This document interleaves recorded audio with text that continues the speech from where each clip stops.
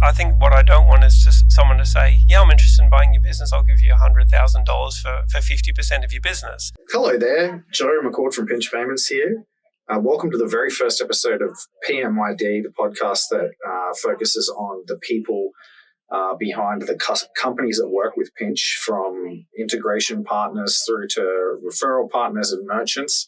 On this week's episode, we were fortunate enough to be joined by one of our very first ISVs that used our product, Phil from Passmate. Passmate is a studio management and booking system for classes. So think dance schools, yoga studios, stuff like that, to help them collect their customers' payment details, run their business's schedule, their class structure weekly, and also take payments on their behalf. So I hope you're looking forward to it. It was a great interview. So over to, me and Phil.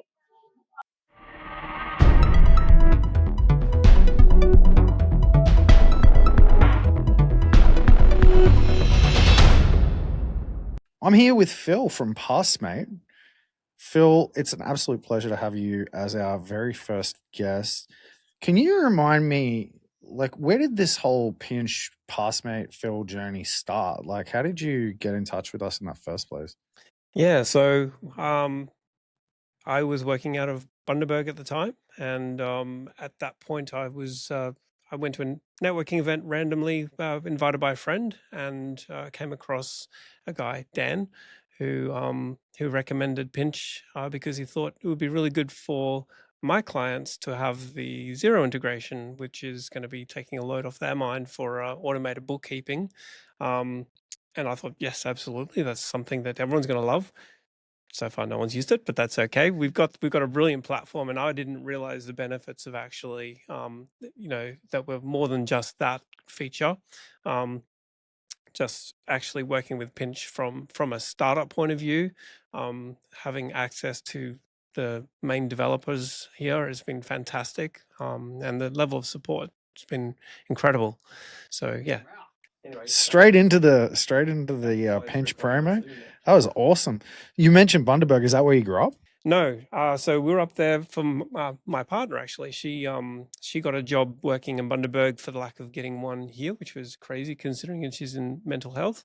So she got an opportunity up there, and in the process of being there, I realized that there was not much in terms of dancing, and I've done a lot of dancing in my time. Not much in terms of dancing, as in not many dance schools, or? So it's a bit boring.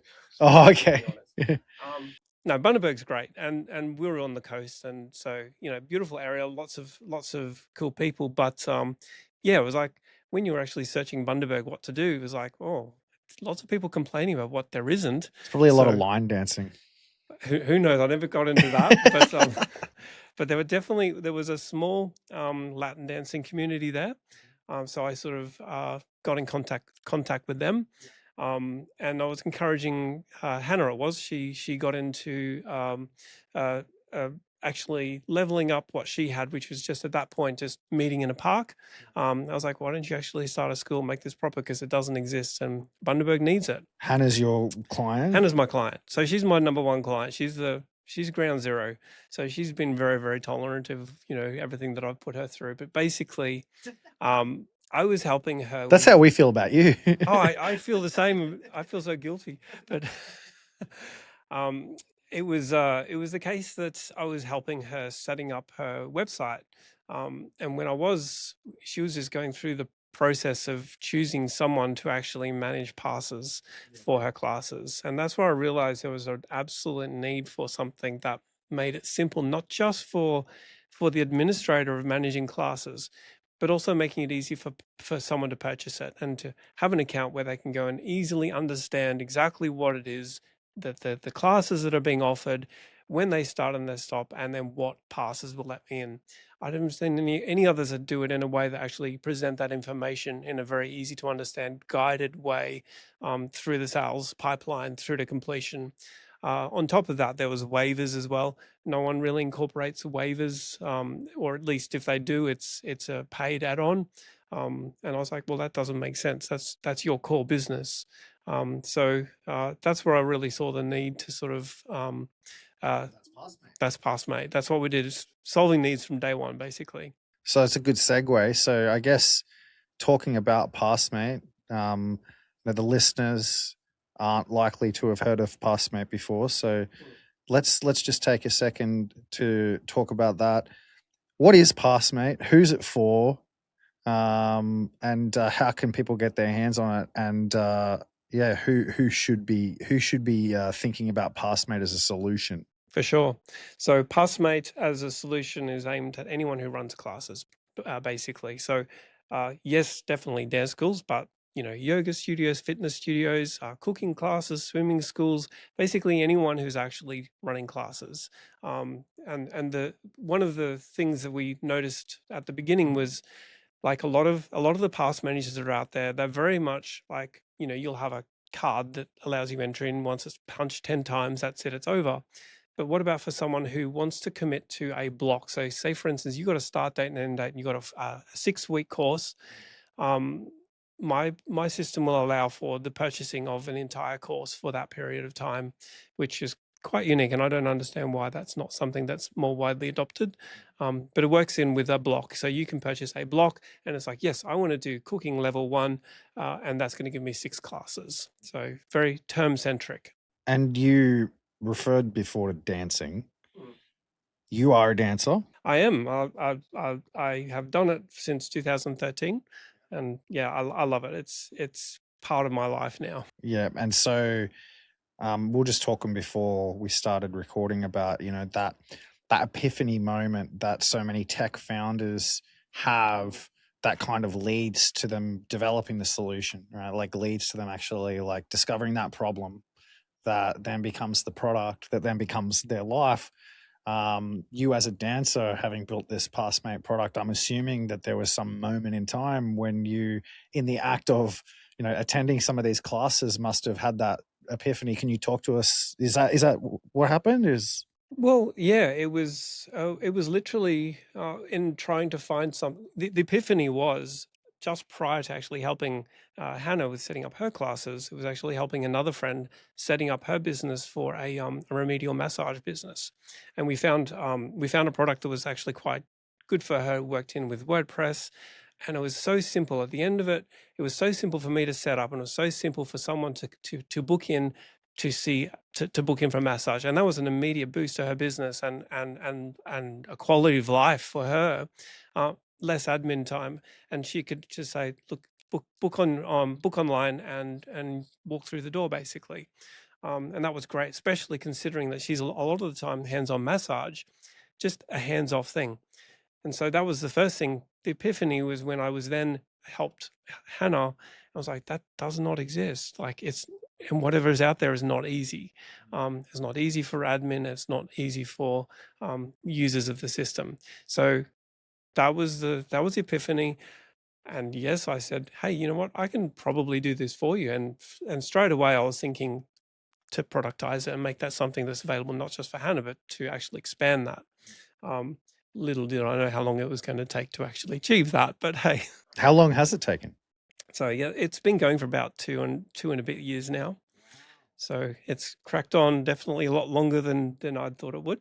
If you knew how long it was going to take, would you still have done it? I get asked that question all the time by my Really? partner. And the answer is yes, I would have done it, because I think it's a founder's journey. Like, this is, you never know how long something's going to take. At the beginning, you have high hopes. I thought True. in 6 months. It's not a real question, is it? Because you just don't know. And there is no end to it either. It's like they say, I liken it to a child. It's like, your child is born and you're like, oh, this is such a difficult stage, but they're not going to be toddlers forever. They're going to become infants and they're going to run and play. And then annoying teenagers that are full of like code that you wish you never wrote. Yeah, how'd that get there? So you're all the time trying to sort of, and it's exactly that, because, I'm like, okay, I'll be ready to market this and expand it and really sort of kick this into an upper gear. But then you go and take on a bigger, newer client and you realize that there's a whole suite of things that they require that was once before optional, Mm, but now these bigger organizations, they require it. So it's mm. back to the drawing board and back to Yeah. putting your dev hat back on, taking your marketing hat, putting on the shelf for a bit, and getting back into it.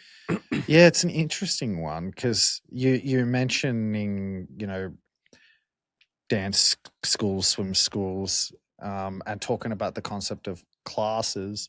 A lot of these businesses have classes, but they also have other streams, right? Like they'll have like casual attendances, and they'll have Mm, like one-on-one coaching and stuff like that. yeah. And if you do go down the path of trying to be the platform for everybody, you're going to end up with a lot of the same problems as a lot of the competitors that you're talking about. Yeah. Is staying in your lane something that you're trying to do? Like, are you kind of focusing on service providers that are like exclusively doing class type stuff, or is it your intention to, spread your wings a little bit across all of those different types of?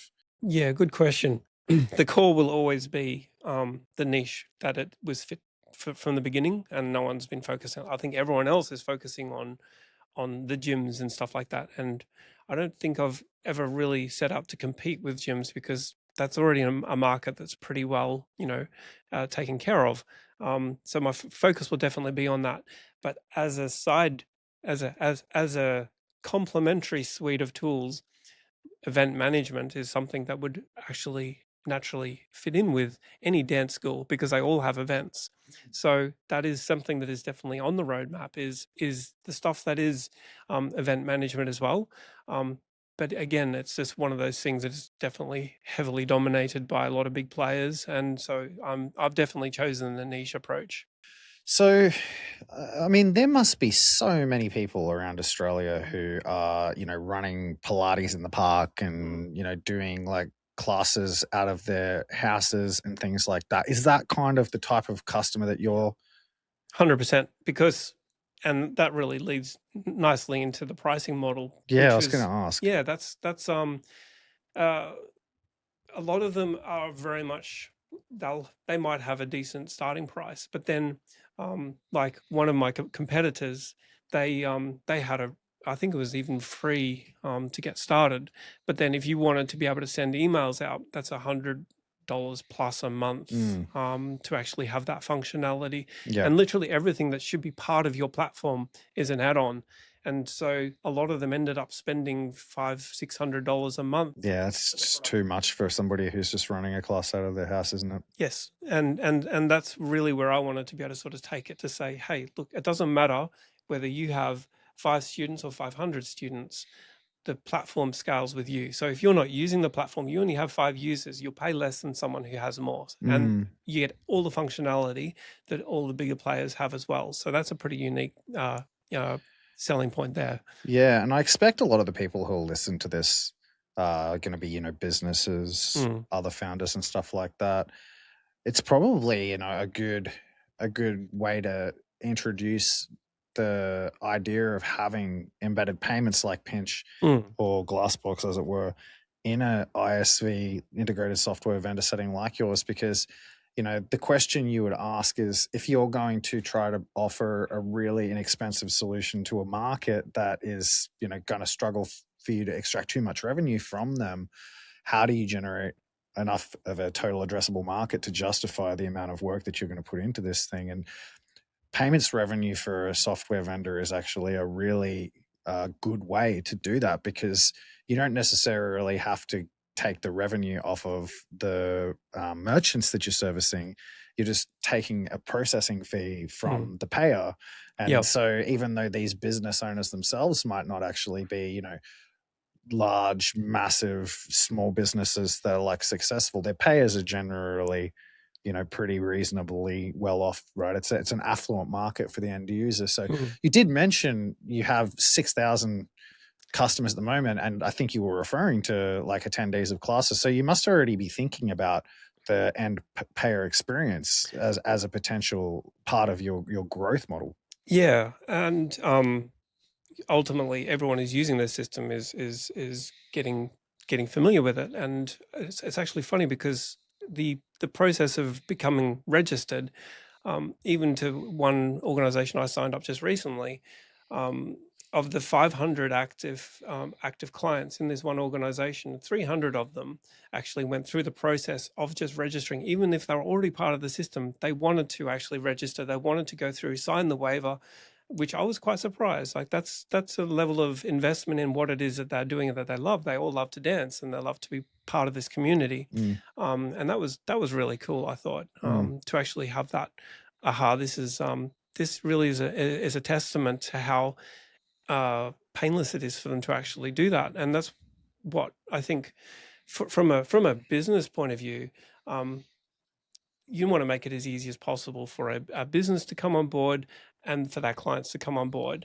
And what was really, really cool with Pinch was how they sort of made the process of actually registering with Parsimate so straightforward, because it was like they enabled me to actually consume their APIs for all the tech guys out there, to go through the onboarding process. So all the documents that are being uploaded, the identity and stuff like that, I don't see them or anything like that. I just pass them straight through to Pinch.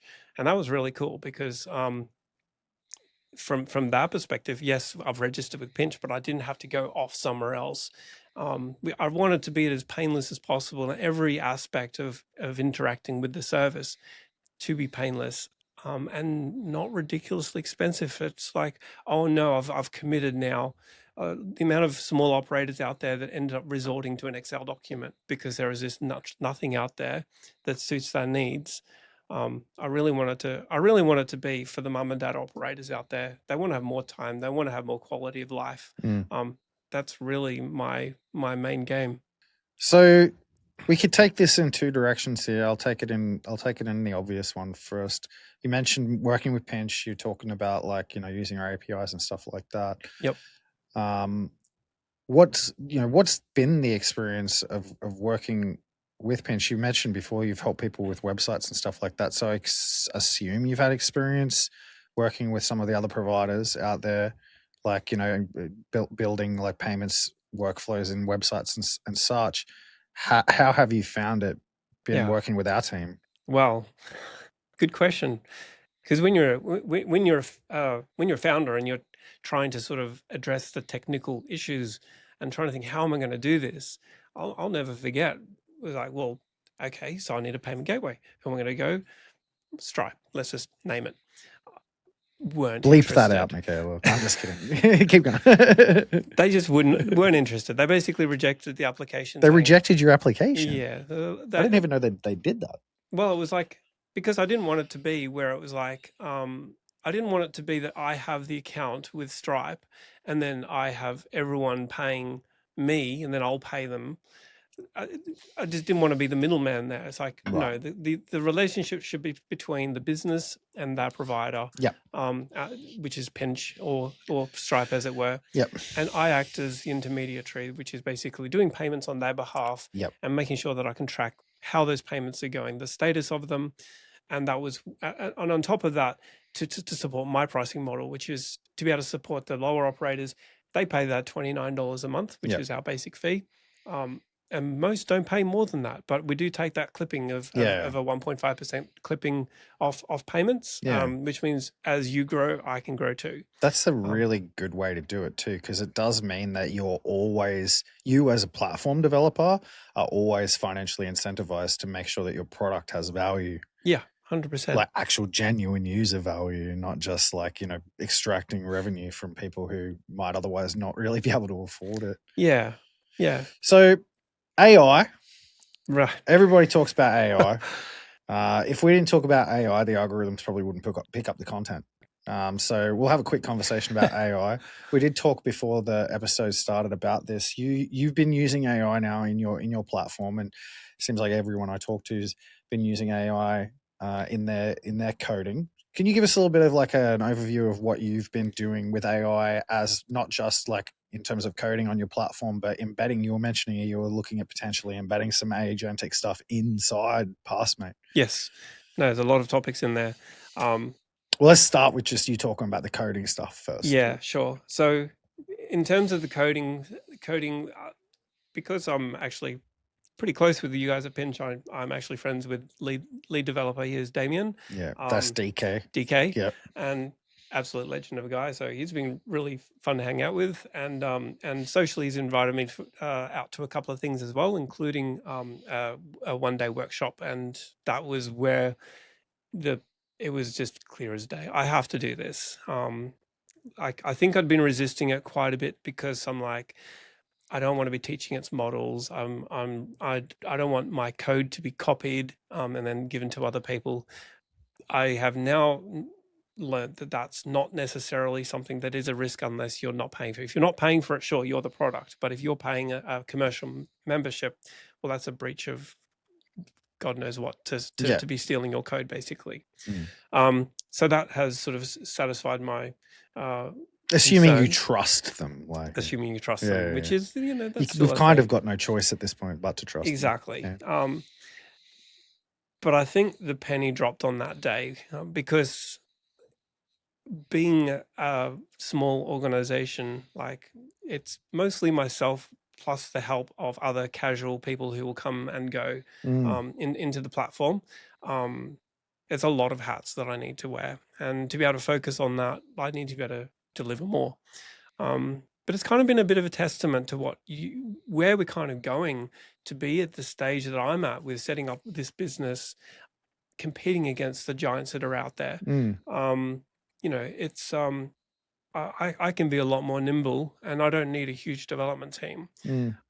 Yes, it would be nice to have a team that's a bit bigger than what it currently is, but AI has definitely empowered me to actually be able to do some more to code like you got a whole team, right? Exactly. I consider it as like having a senior developer. I would never trust the output without reviewing it myself, and I've caught up on one mistake I was telling you earlier, which was could have accidentally emailed out everyone like an error instead of actually a message. So you still think that like we're at the point where humans need to be doing review? Yeah, it's not quite got to the singularity yet. Like autonomous cars, do I trust it? No, not yet. Unless you go to San Francisco and then everybody trusts it. Well, we're not there yet. This is Australia. I do wonder when we're going to, like, you see the videos on YouTube and stuff like that of like people getting into Ubers without drivers in other countries, but like, it doesn't feel likely to be something the Brisbane City Council is ever going to implement. Does it? Man, well, that's a whole nother conversation. But look, it really does. It really is it's an analogy that non-tech people can probably wrap their heads around, is the whole self-driving car thing, because that's ultimately what we're looking at in development. It's like, do I trust AI to run my business? Let's face it, that's what we're kind of asking. And is that going to benefit me? I can tell you hands down that it's benefited me, because the throughput of what I can actually deliver with my backlog of issues that I need to churn through. I'm currently sitting at 240. It helps me deliver stuff quicker when you don't have the capacity. So it is going to affect businesses large and small. But you're walking towards it, not away from it. You're like, I'm cautiously walking towards it. I mean, it certainly looms as a good way for somebody who's just getting started as a solo fintech founder to be able to actually be as productive as businesses that are already operational. Yeah, it is an interesting one. One of our sister companies is a point of sale and physical payments product called Clover, and I've been thinking about how Clover could potentially use AI, because like one of the biggest, so they focus on hospitality businesses because it's a point of sale, retail point of sale system. One of the biggest challenges that businesses have when they're actually like setting that up is actually getting their menus into the system. And like knowing how I've been using AI, like you could straight up just take a photo of your menu and just upload a photo, and AI would be able to pull out all of the data and just create a menu as long as you have the functionality. It's honestly amazing what sort of things you could do with it. Let's talk about your experience so far, your like journey as a fintech founder. You've been at it now for 2 years. What would you say are if you go back to the start and be like, Phil, from 2.5 years ago, you really need to know this thing. You need to see this coming because it's going to save you so much time and so many headaches. What would be the biggest lessons that you've learned so far? people don't hate your product. There may be some times that they're saying it doesn't do this, but actually they're happy with what you've already got. Mm. They love your product. Mm. They actually want to make it better. That's why they're suggesting it. But I think that's got me caught up in a lot of unnecessary stress. Well, And as in when people were giving you constructive feedback, you were yeah, taking it a you'll little bit take to that heart. personally. So Yeah. it's a hard thing to separate yourself from, because you're quite attached to your product. You And built the let's face thing the it, way that you thought it would work, and then somebody's telling you exactly. your thinking was wrong. Yeah. And because I was actually, like, I'd started everything in Bundaberg, then moved to Brisbane. I wasn't actually on the front line, so the only thing you hear about is when something, there might be a bug, or it might be, hey, we really need it to do this, or whatever.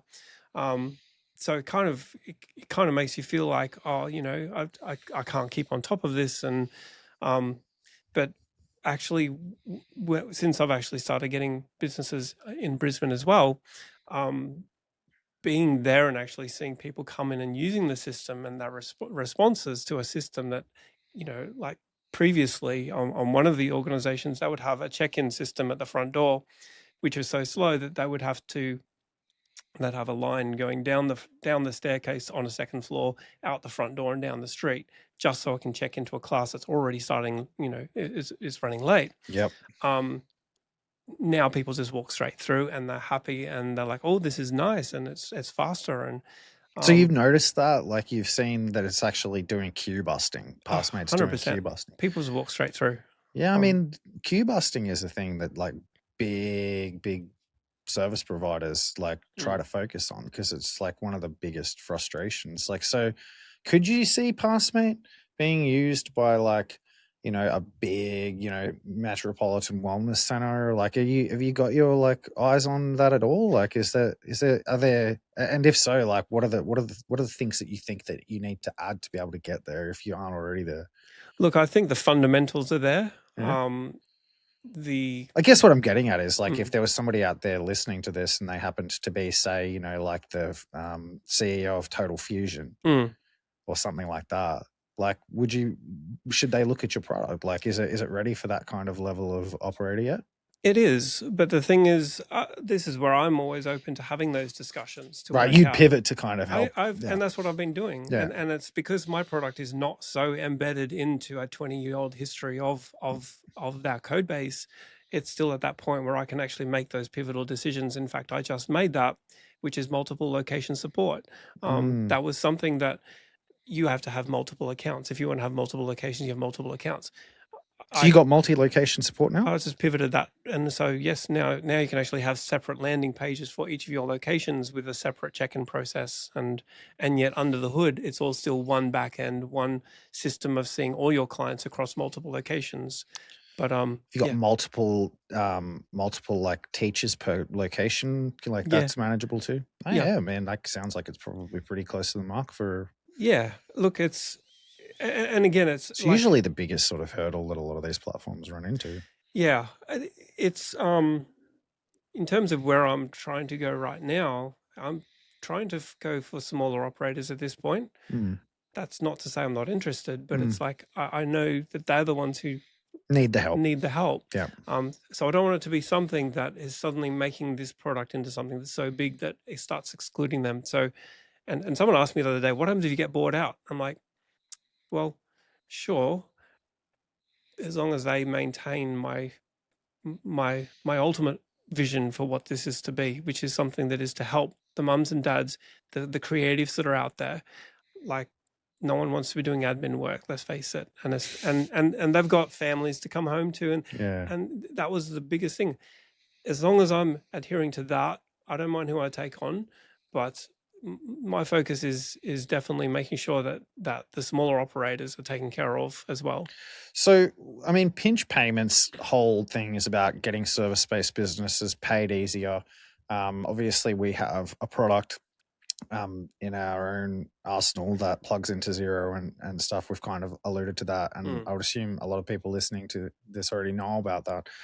But, you've built a payments integration, and so I'm assuming, like, that, the service-based businesses that you're servicing by using your product are getting solved for in much the same way. Like, would you agree, like, that, you know, one of the more frustrating experiences that service-based businesses have is basically sending invoices at the end of the day and then having to chase payments? Yeah. They don't have to do that with Passmate. Is that something Passmate sort of solves for? No. And to start with, and this is another feature that Pinch had off the bat, was automated payments. As it turns out, my requirements ended up succeeding what Pinch could offer in that regard, because of mine's a very bespoke sort of operation across multiple merchants. Yeah. So talk to us about how it works. Like, how does somebody actually make a payment through Passmate, and how does the business owner receive the payment? Like, what's the flow there? Yeah. So it really depends on the type of pass that it is, and I wanted to provide it like a few different options in terms of the styles of passes. So you can have that one I was telling you about, which is you start like at the beginning of a term, and you will be there for 6 weeks of a term, and that's it. Your pass will allow you for that period and get you into that class for what you're buying. Yeah.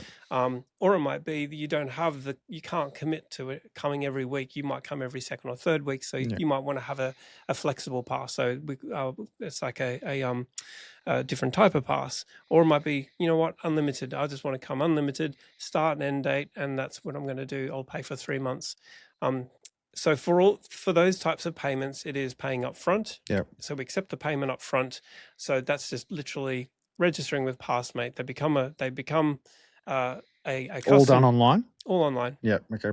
So if I'm like the person who owns the studio or the school or whatever, I send like a link to fill out, or an email, or like, how do I get that in your hands as a Sure. So usually they'll have a QR code at the front door, so they can just basically do it on their phone. Right. Okay. And that is great, because but you also mentioned landing pages as well, right? So like those QR codes go to the landing pages. 100%. And we generally recommend, like, if it's going to be that you would have your own website, and that's where you're having people interested in your classes, having them pre-register would be good, because then they've gone through the process. They just walk through the front door. So you literally have nothing to do with that early introduction. As a web designer, you must be toying with the idea of letting people build websites on top of Passmate. Oh yes, but right now that's outside scope.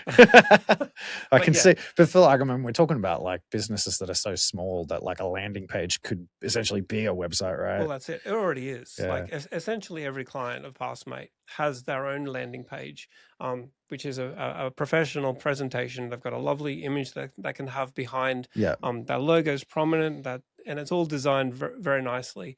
Customizable, obviously, to their branding and needs. Then it goes through to show all of the upcoming classes that are listed there.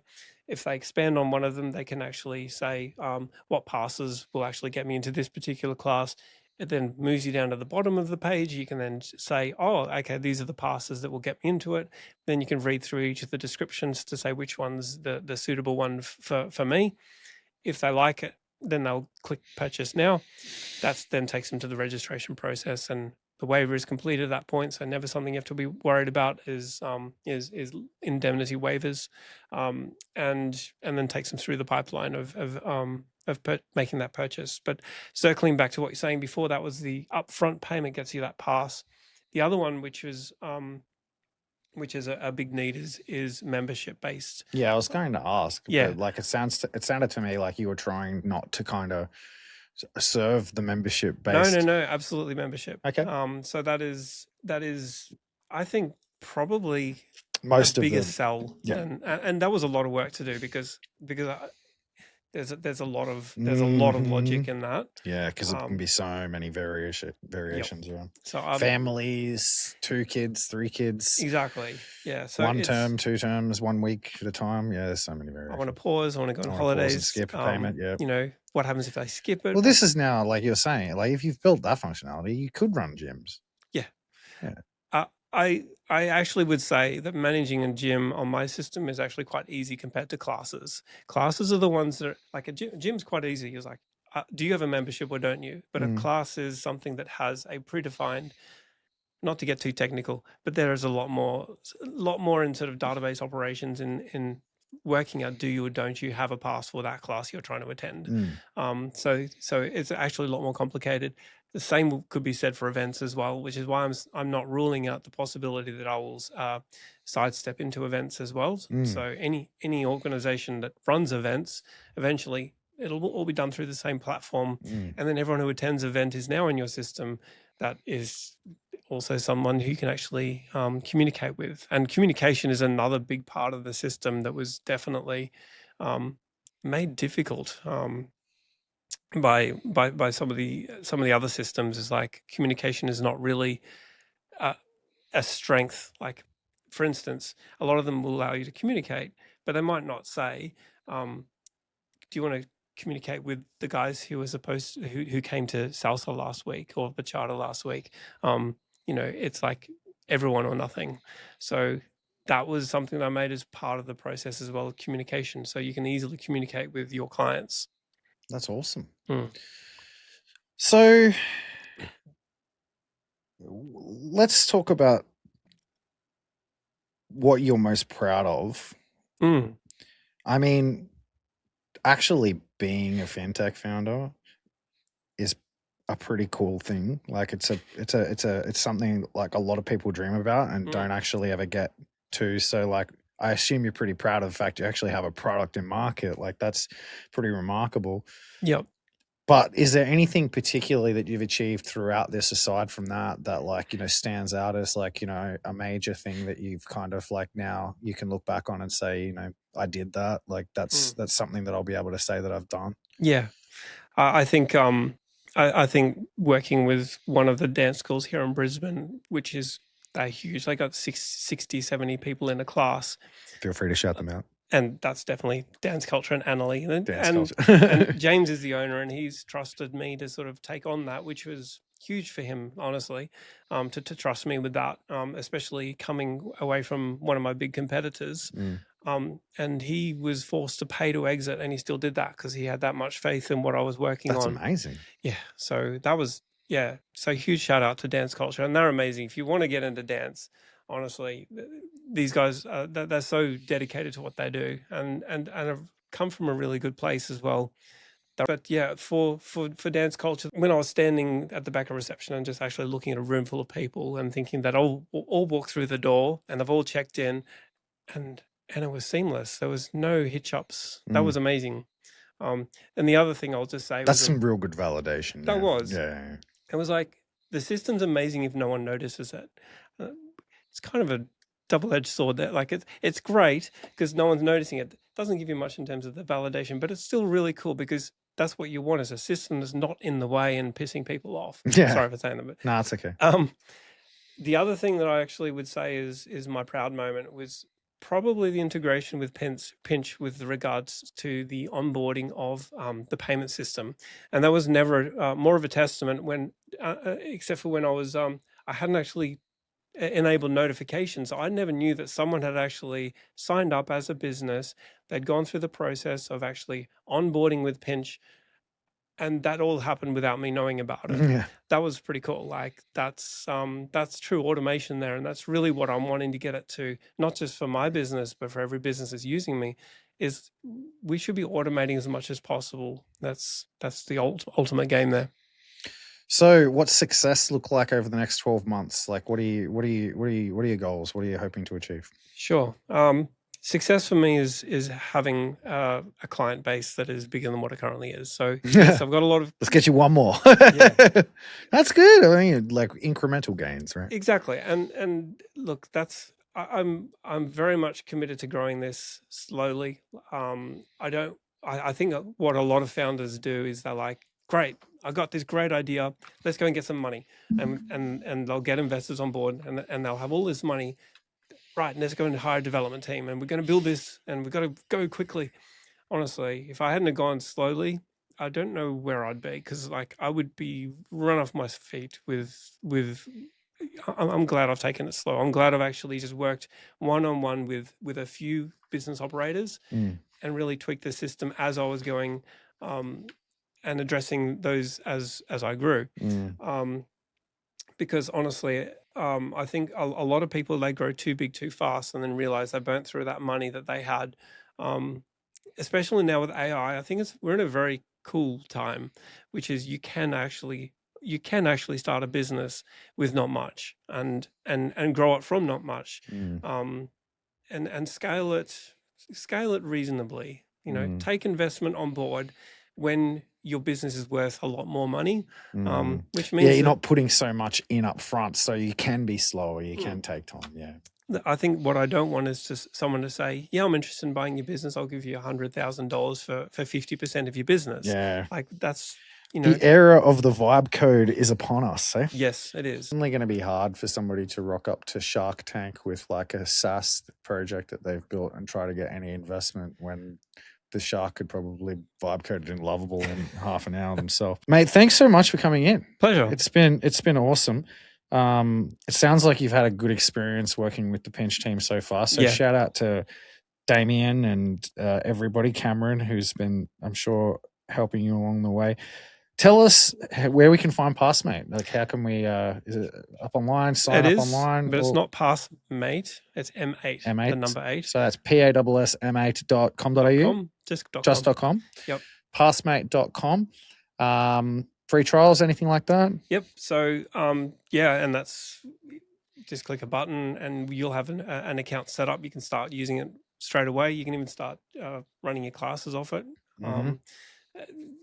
And you can even set up your membership with Pinch as well. So you sure can.